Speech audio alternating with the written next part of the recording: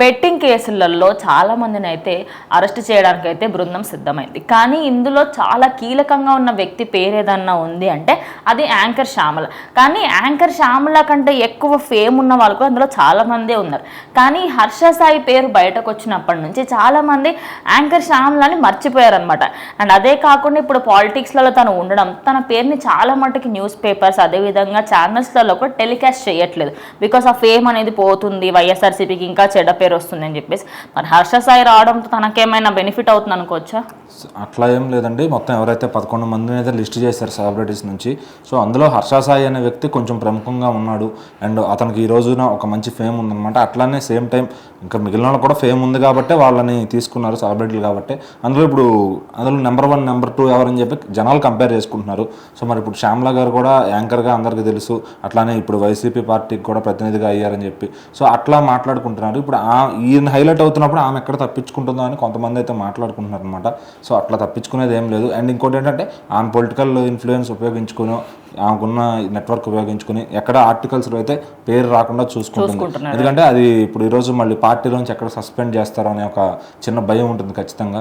So మరి చాలా కష్టపడి పార్టీలో అందరినీ తిట్టుకుంటూ వచ్చి ఈరోజు పార్టీలో ఒక స్థానం సంపాదించుకుంది. సో మరి ఈ రోజున ఆ పార్టీలో స్థానం పోయి మళ్ళీ సస్పెండ్ అయ్యే పరిస్థితి వస్తే ఇప్పుడు అందరం చూస్తున్నాం మనం పార్టీలో ఎవరన్నా అది ఏ పార్టీ అయినా సరే అందులో దానికి నెగిటివ్గా బయట పబ్లిసిటీ అయ్యిందంటే కనుక ఖచ్చితంగా వాళ్ళని ఫస్ట్ సస్పెండ్ చేశాకే మాట్లాడుతున్నారు.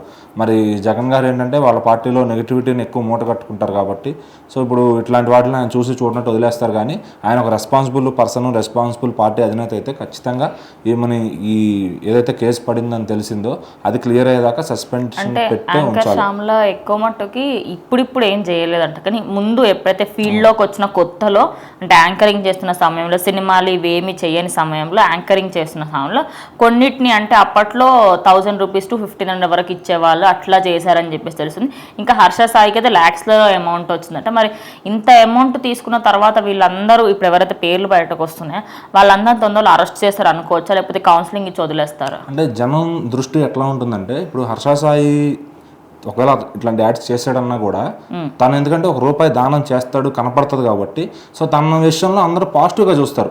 ఓకే తనకు ₹1,00,000 వచ్చినా ₹2,00,000 వచ్చినా అది ఇంకొకరికి ఇచ్చి తన వీడియోనే చేసుకుంటాడు తప్ప తను దాని నుంచి ఏదో మిస్గైడ్ చేయడం ఒక పాజిటివ్ థాట్ జనాలకు ఉంటుంది. బట్ శ్యామల గారి మీద ఏంటంటే ఈ రోజు ఒక పార్టీలో ఉంది, ఆవిడ ఎవరెవరినో తిడుతుంది, ఏవేవో సిద్ధాంతాలు ఇస్తుంది. మరి ఇప్పుడు ఆమె ఇట్లాంటి పనులు చేసి ఆ పార్టీలో కూడా జనాలను అట్లానే ఇన్ఫ్లుయెన్స్ చేస్తుందా అంటే ఇప్పుడు ఆమెను నమ్మి ఆమె ఒక మంచి పొజిషన్లో ఉంది, ఇప్పుడు ఆమెను నమ్మి ఈ గేమ్ వాళ్ళు ఆడొచ్చా? కొంతమంది అదే పార్టీలో వాళ్ళు రేపు ఆ యాడ్ ఎప్పుడైనా చూస్తారు, చూసి ఈవిడ చెప్పిందంటే బాగానే ఉంటుంది యాడ్ మనం ఆడేయచ్చు అనే విధంగా ఆడతారనమాట. సో ఆ ప్రాక్టికల్ నాలెడ్జ్ లేని వాళ్ళందరూ కూడా అట్లాంటి వాళ్ళని చూసి మోసపోతూ ఉంటారు. సో మరి హర్ష సాయి పోలీసులు ఏంటంటే ఎవరైనా సరే ఆ పొజిషన్లో పార్టీ వాళ్ళు ఉన్నా, సినిమా వాళ్ళు ఉన్నా, క్రికెటర్స్ ఉన్నా, ఎవరైనా సరే వాళ్ళని తీసుకెళ్ళి ఖచ్చితంగా లోపలేస్తే పద్ధతులు అయితే వాళ్ళు ఉన్నారు. సో మరి ఖచ్చితంగా శ్యామల పేరు అయితే జనం మర్చిపోరు. సోషల్ మీడియాలో జనసైనికులు కానీ అటు టీడీపీ కార్యకర్తలు కానీ అందరూ కూడా శ్యామల పేరు ఆర్టికల్లో లేకపోయినా ప్రతి ఒక్కళ్ళు ఆ లిస్టులో ఏదైతే అఫీషియల్ లిస్ట్ ఉందో దాన్ని బయట పెడుతున్నారు అనమాట. సో తప్పించుకునే ఛాన్స్ అయితే లేదు. అండ్ వీళ్ళందరి మీద కూడా త్వరలోనే కేసు అయ్యి జైలుకు కూడా వెళ్ళే సిచ్యువేషన్ ఉంది. సో మరి ఎవరు వాటిని ఎవరు రేంజ్ ఏంటనేది దాన్ని బట్టి కేసు అనేది పడుతుంది అనమాట.